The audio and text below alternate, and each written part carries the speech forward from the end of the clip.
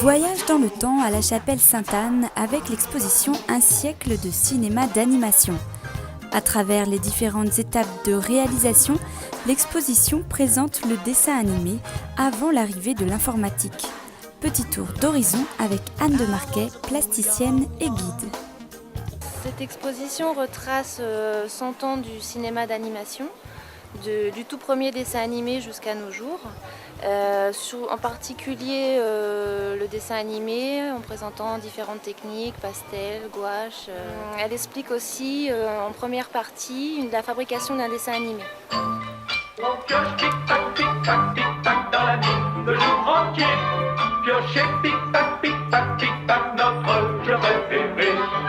Pas bien malin, des riches enfin. Si l'on pioche, pic-pac dans la terre ou dans la roche. Le tout premier dessin animé a été créé par Émile Coll et il est sorti le 17 août 1908. Mais le premier document qu'on a date de 1915. On pioche, tic-tac, tout ce que l'on peut voir. On pioche les diamants par mon dos. Vous vous approchez, il y a c'est du papier découpé, le poisson peut bouger, le soleil aussi, ainsi que la tête du personnage. Salagadou, la menchikabou, la bibidi-babidi-bou.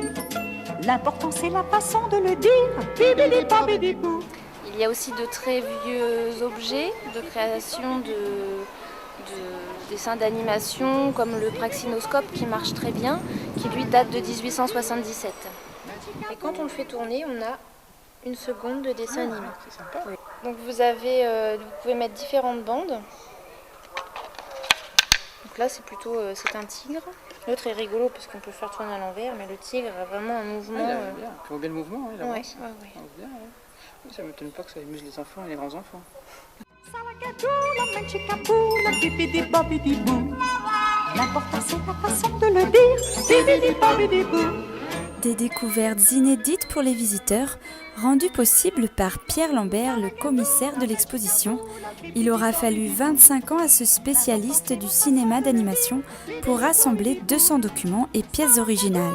C'est avant tout pour montrer déjà les coulisses de la magie que nous donnent les dessins animés quand on les voit, montrer un peu comment ça se passe, montrer des œuvres originales, parce que c'est vrai qu'on voit toujours un produit fini, mais on n'a pas idée du travail que les hommes ont derrière. Montrer beaucoup d'originaux aussi de décors, qu'on voit à peine quelques secondes à l'image, et là on peut les voir, ce sont des œuvres fabuleuses. Des décors et des personnages qui en auront fait rêver plus d'un. 8500 visiteurs ont vu l'exposition sur 5 semaines au total.